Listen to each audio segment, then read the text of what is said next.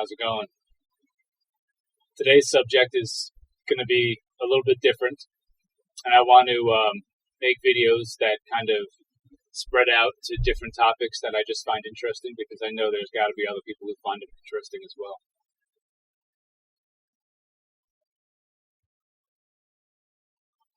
If there's one type of movie or show that I do watch, because I don't really watch TV or Netflix or anything like that, it would be sci-fi. It's something that I've always liked and I've always loved, actually. I've always found it interesting. Ever since I was young and I watched, Terminator and Aliens and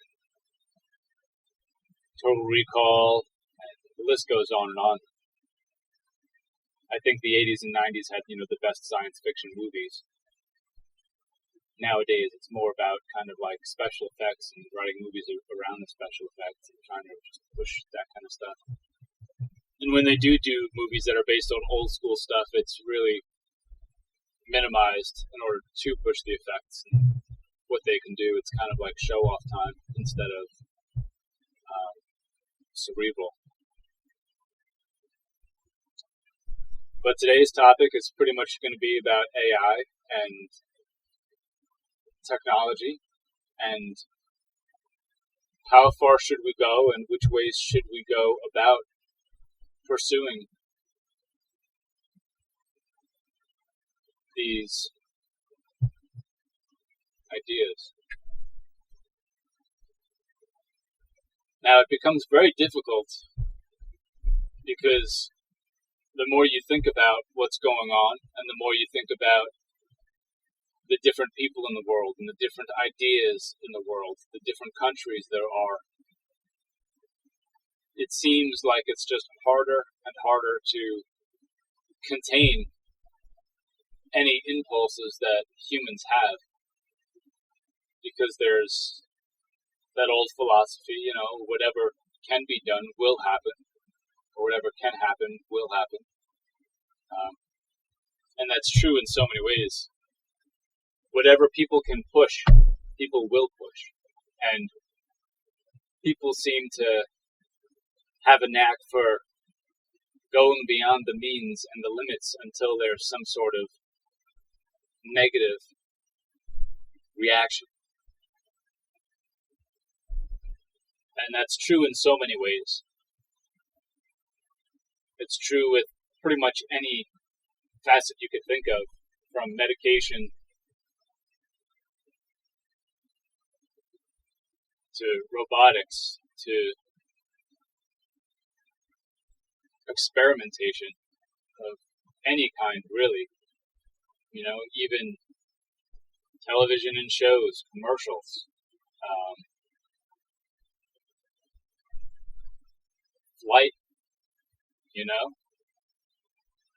It's like fundamentally, if people think about the things they choose to do and they spend enough time, they're going to find problems that arise. And there's two factors to that. Either people are going to ignore it, or they're going to rush in something and just kind of overlook it. People like to not think about consequences before they take action. And I think there's multiple reasons for that.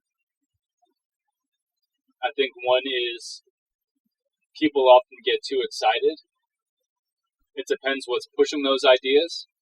If it's monetary, if it's about control, if it's about ego, or a number of other things, people tend to want to be the first to do something, or they want to push the limits of the last person, or they just want to see how far something can bend before it snaps. And that's kind of inherent in, everything people do. Everyday people, things I've done before, especially when I was younger, you want to see what the limits are. You want to push as far as you can go until there's some sort of pushback, until you get knocked off your feet and you realize, how high you can jump or jump off something. Or sometimes people don't stop until, they incur some sort of injury. That's kind of human nature. And I mean, you can't really blame human nature. How far is human nature supposed to go in such artificial environments? But isn't that exactly what people are supposed to do? Isn't that inherent in our nature? To push and push until we're no longer surrounded by nature? I mean, what is the ultimate end to the means of humanity? Aren't we doing exactly as nature intended? Or are we not? Nature gave us these brains and they gave us this curiosity, and it's given us this genetic makeup and material to evolve into whatever we've become. And you may believe in God or may not believe in God. You might believe in evolution or not. You know, I think there's so much that's unexplainable, and it all depends on your view of these things. Do I think there's a God? Sure. Why not? What is God to you? And just because evolution exists doesn't mean a God can't exist. At what point is the separation between humanity, intelligence, creativity, and divine interpretation? You see it and you hear it in all sorts of science, sci-fi, biblical novels.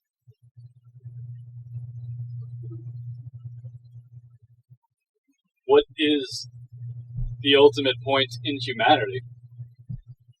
Can we become gods? Are we supposed to? You know, it goes as far as, were we created by some other species? I mean, look how far humanity is coming. You know, even going into wet-wired systems. And what wet-wired systems are electronics that are made from organic materials like animal cells, human cells. And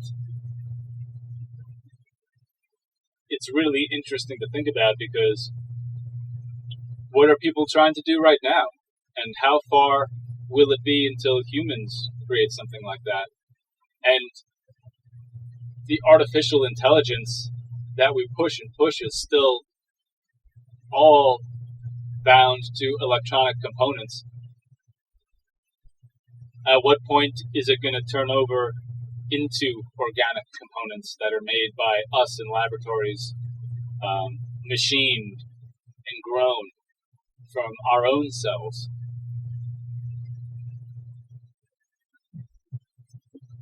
How far will humanity go to create something in its own image? Kind of like a god, or the way gods are described. You know, if we're made in God's image, then what are we doing?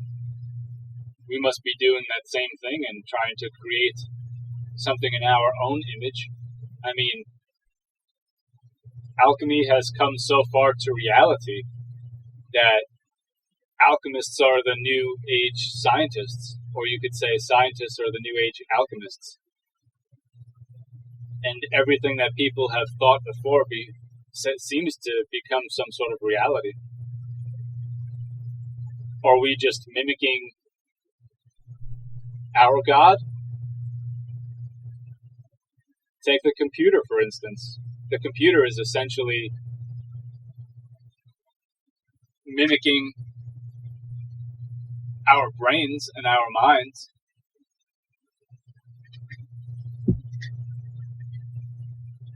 It's computing on such a simpler level, but so much faster. Computers come nowhere close to people, but in some ways it's faster. I mean, you can't say that in every way it's faster, because, I mean, think about, as quick as I come up with a thought, I'm speaking it. What is the latency there? What is the delay? What's that measured in? It's basically instantaneous. I mean, the electricity that goes through our bodies that, comes from a thought that's created who knows how. It's a lot of these thoughts that we have, like what I'm thinking right now, is just kind of manifesting within itself, from what I guess I'm projecting. And it almost seems, instantaneous, where, thinking and reacting is sometimes almost instantaneous, especially when talking anyway. Did you ever get thoughts so quick that your mouth just can't keep up and you stumble or you stutter? We're physically limited to some degree, and our mind moves faster than our body can. I mean, just the distance it takes from here to my mouth, or to catch a ball, you kind of almost have to predict where it's going, and predict where things are going to be in order to react to them too. So the amount of mass calculations going on, are computers really faster? Or is the brain still supreme? And how far are we going to go to push that further and further until machines can do it on their own, and until machines are wet-wired and organic material? And would we take that and spread it to some other planet just to see how it would evolve or survive on its own? Or would that become an experiment, and would we observe that experiment for forever? For who knows how long? For hundreds of millions of years? Is that something that some species has already done to us? Are we some creation that some other creature or group of creatures already created, and they're just observing and watching us?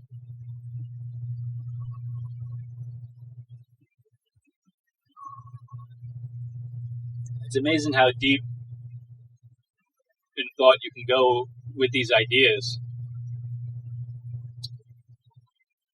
And if there is a such thing as losing humanity, because that in itself is a philosophical conundrum, I suppose would be the word, to where you could have so many conflicting ideas and beliefs, to wonder what is wrong and right in that degree. For instance, if we are to create something that is somewhat superior to us, are we the ones that are going to or should decide that we need to take it out? Or would we still decide that, hey, it deserves a better chance than we do because it has surpassed us? And that's kind of evolution too. Where are we supposed to draw the line to what we create, and if it supersedes us? That's a question that has been around for a long time, for decades and decades. Who knows? Maybe 100 years. Even people, in the 1900s would have those ideas and those thoughts from machinery. There's books in the early 1900s about machinery taking over and getting a life of its own and becoming superior and enslaving humanity, or just wiping it out altogether.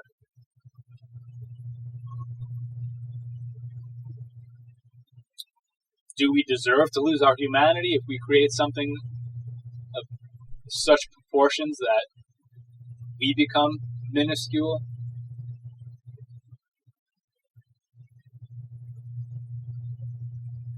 What do we do in an event where this world has total destruction? Should we prepare for sending microbial life out that will, who knows, one day evolve into human beings? Can we create such compact machinery to the point where we know its evolutionary path? Could we become that precise one day? Where it's kind of like, opening up zip files, where it's so compressed and so minute and so small that we can have all this information decompress in a particular way, much like how we have files decompress. 1 and 0, 0, 1 equals 0, 0, 1, 1 equals 1, 0 equals 1, 1, 0, 0. Like, how far does it go to where you compress things so small? I mean, in a sense, that's what DNA does. We don't even fully understand how DNA does, and we might not for 100 years, and we might figure it out in 10 years. We might not know for 100 years or a couple thousand years. It's kind of like when there are people who assume they are so smart where they usually end up becoming or are ultimately a lot less smart than they perceive to be. Some of the people who think they are the smartest people are often quite the opposite and have a much lower IQ than they think they do, because the more you discover, the more you figure out that there's less that you actually even know. It's like the brain. You can section off the brain and call them certain spots, and then all of a sudden you're like, whoa, that's the brain. I know all about the brain. I memorized all the parts. But do you really know how it functions and all those smaller parts inside? And within that, to the point where it gets down to, it's so microscopic that we, as much as we want to know how much the brain works, we still don't even know the matter and material that it's made out of. The atoms and the quarks and so on. And we might think, hey, that's the smallest thing there is, but yet who knows? It might even go infinitely smaller. We can always assume and go, oh, but that's what the tests say, and oh, the smartest scientist said this and that, so that must be true, but what are we really? I mean, we're only like one step out of, the dark ages. How much do we actually even really know? And so it comes to, how far will we push artificial intelligence to the point where it negatively affects us? To where we think we're so smart and we think we're so grand that we create this one thing that can destroy us. It's kind of like, creating viruses in a lab. It's like we can create them and come up with them and make these laboratories, so secure to what we think are secure, but there can always be slip-ups and always be mess-ups. And depending on when you're watching this video, we've already seen this. I've just recently lived through one of these times along with everyone else on the earth where something like that happened and got out and affected humanity. It's 2021 right now is the year, and I'm not sure at what time in the future I'm speaking to you. It could be 1,000 years, 10,000 years. You might have all these videos in data banks. You might be able to just search up anything, any video, just by a few topics or words that are contained in it, or even pre-configured algorithms that know what you're looking for, and you came across me just speaking about this. Or maybe nobody's watching this and no one will ever watch this again. But the only thing that is sure is that time will keep going and the future will continue to unfold, no matter where that is. It's kind of like I'm speaking to you right now, but I've already made this video. This video is already done and it's already been uploaded and published. But you're watching it now as if I'm speaking to you. I might be an old man right now. I might be dead. This might be 1,000 years ago that I'm talking, but I'm able to transcend time through this video and through the help of artificial intelligence and algorithms algorithms, you're watching it right now. You're watching this caveman person talk about stuff that's probably second nature to you, and you're just kind of curious as to how people used to be and used to look and used to act and speak and talk. You probably speak a different language at this point, and now it's just being translated somewhere, either on the screen or directly in your head as I'm speaking. Who knows? All helps. All help due to artificial intelligence. All the algorithms that bring up this video, and when you search it up or think about it and it pops up, that's all artificial intelligence. And there's different types of artificial intelligence. And has it come to a point where we're all wiped out now? All of us humans are gone.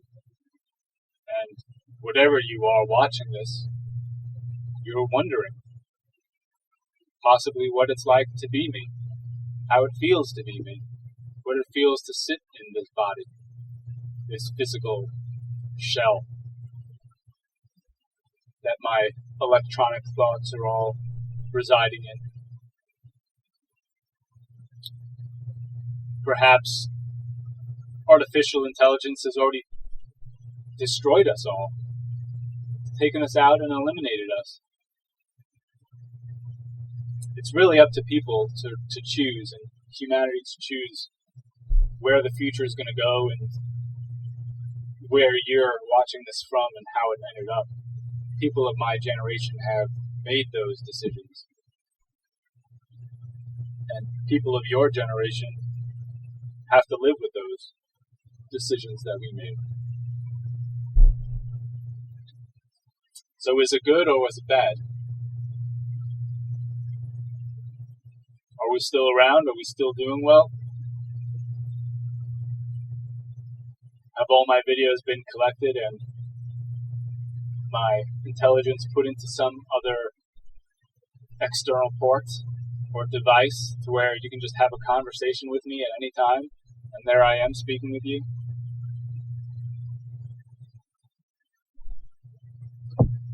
How far will it go, and how far does it need to go? The choice is ours right now at this point in time.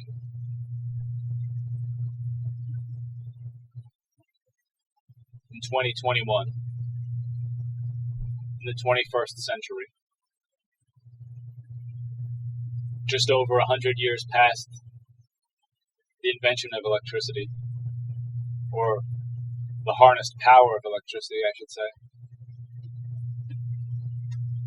Hopefully we've made good decisions. Hopefully we'll make good decisions. I do know inside that the most difficult times humanity is to ever face is still ahead of me. Maybe behind you. Maybe still ahead of you. At one point, people are going to have to face the burning out and the death of the sun. They're going to have to deal with a number of things. The evacuation of the planet, eventually. And as you think about physics, time and space, the distance of things, how things are expanding, as time goes on, it becomes more and more difficult, and some might even say impossible, to escape our planet, to escape our solar system, galaxy.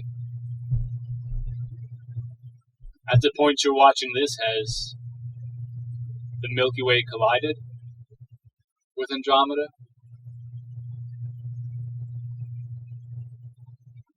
What has happened? Has a meteor wiped us out? Disease? Have we created machines? What-wired electronics? Are we succeeding? Did we succeed? Way too many thoughts and ideas to stick into a single video.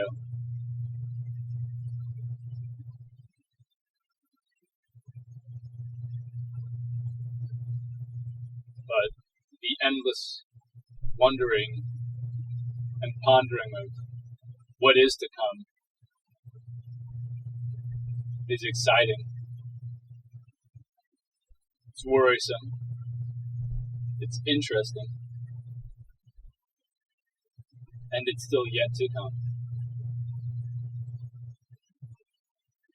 Not sure how many people are going to be interested in this video or other videos I have. But they are thoughts and ideas that I have, and chances are if I find something interesting, other people do. If one person can think of something, other people can do that as well. I find other people and everyone else interesting. But where are we going to go? And what countries are going to allow their ethics to be unbound? How far will countries and scientists go?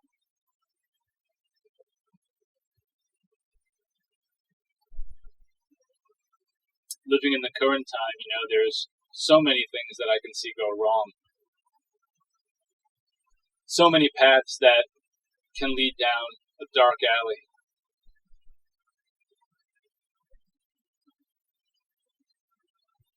Every invention, as I've said before, is a tool to be properly or improperly used.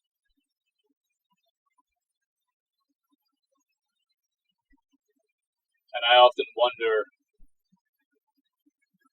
where the future is going to lead and how far we will rely on electronics and allow electronics to do the thinking for us and implant things into our head and into our brain, which other humans and other people can just take advantage of.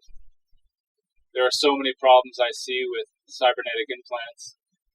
If we can take control and hack things right now, I can only imagine the havoc that will happen to other people who have wireless implants and other devices that go way beyond today's technology of RF and Bluetooth.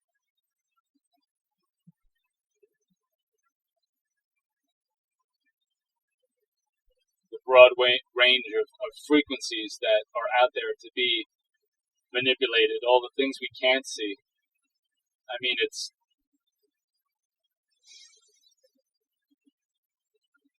the more you think about stuff, the more incredible it seems.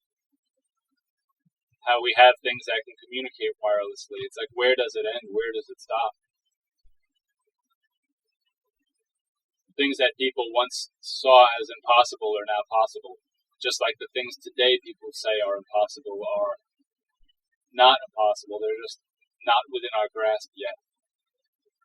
And how far will we go before we do lose this sense of humanity and this spark of what's inside us?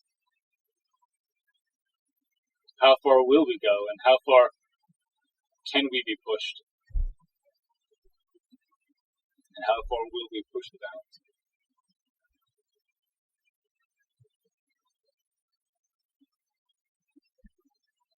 The possibilities of the future are definitely something to be awed and inspired by and led cautiously through.